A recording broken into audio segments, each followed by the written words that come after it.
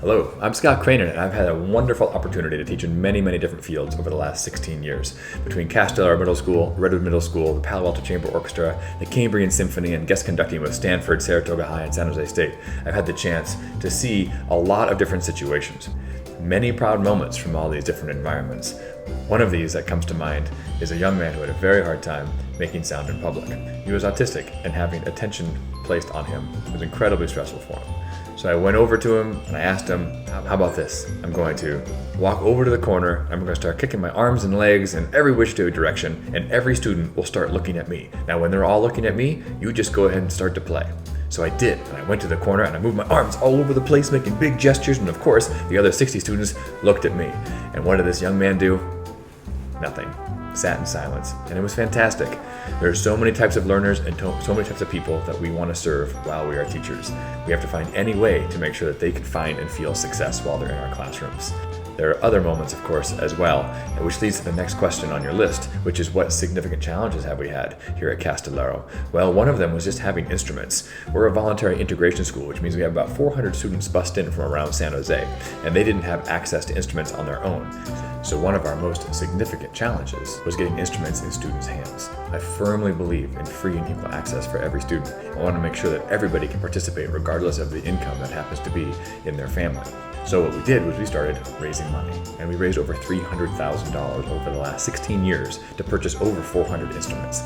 Now students have an instrument for home and at school, so they don't have to carry them back and forth on the bus. This way every student has access, every student gets to participate. It's a huge accomplishment for our community, and it confirms the idea that people want to help. People want to see students thrive. People want communities to be strong, and that we all know that together we're better. As to what unique and innovative teaching methodologies I use to implement in my classroom, one of them is the lack of competition.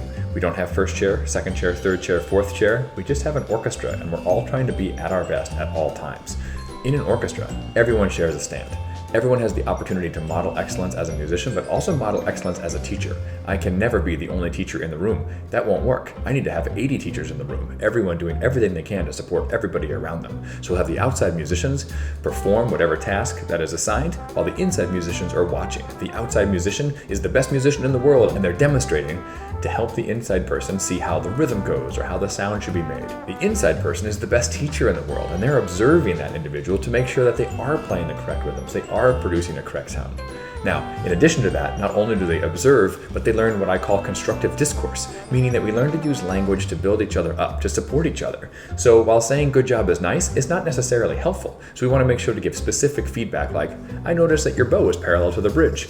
Also, negative feedback like bad job is not nice or helpful. So we want to make sure that there is something that needs to be corrected, that we say, well, it seems like your wrist was collapsed as you were shifting to third position. Were you aware of that? That way, we allow students to have conversations that leads towards growth. So I'd say innovative teaching methodology, that they are the success. Students are the success. I'll never practice for them. They'll do all the practicing. I'll never listen for them. They'll do all the listening.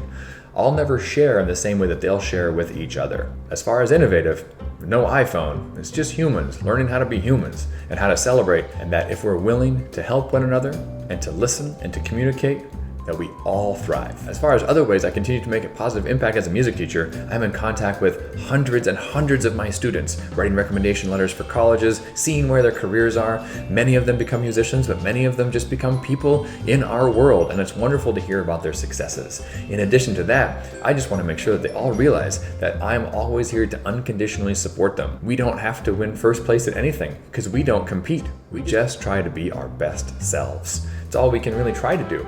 And if we're our best selves, maybe we'll inspire others to be at their best selves. And when we're all at our best selves, the world becomes a better place.